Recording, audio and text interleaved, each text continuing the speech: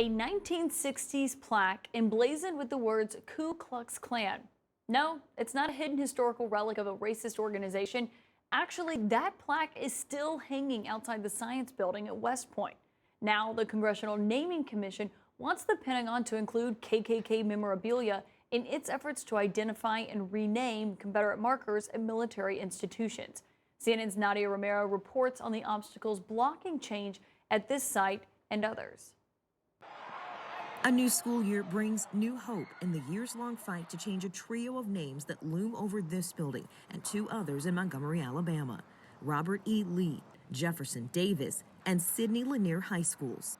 Melvin Brown grew up in Robert E. Lee's hometown. Today, he is the superintendent of schools. Just weeks into his tenure, Brown is determined to see the names go. We need to be honest about it. So what do you say to those who believe you're trying to erase history Not and at all. erase our heritage? The gentleman for whom this building is constructed and named was a brilliant military tactician. At the same time, he was a slaver.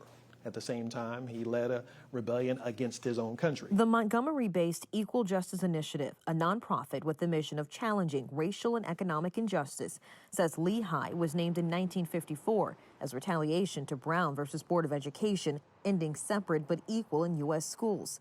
Jefferson Davis High, named in 1968, right after integration. As of 2021, EJI identifying more than 240 schools in 19 states named in honor of Confederate leaders. I can agree. In response to George Floyd's murder, school districts across the South and beyond pledged to rename schools named after Confederate leaders. In Atlanta, Forest Hills Academy, named after a Confederate general and one of the founders of the Ku Klux Klan, Nathan Bedford Forrest, is now Hank Aaron New Beginnings Academy. In Baton Rouge, Lee Magnet School, renamed Liberty Magnet School. But in Montgomery, Alabama, where 3 public high schools have at least an 80% black student population, Confederate-named schools still remain. But school board member Lisa Keith argued changing the names would be more divisive than helpful.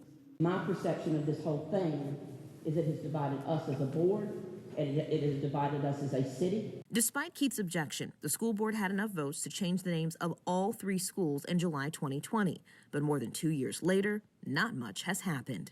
We got a lot of work to do, though. Oh, yeah, most definitely. One of the major obstacles slowing them down is the Alabama Memorial Preservation Act, signed in 2017 by Governor Kay Ivey.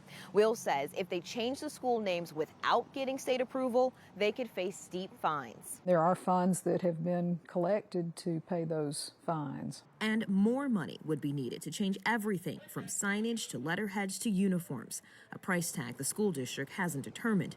But as Superintendent Brown sees it, there's no price that is too steep for us to help kids in their well-being.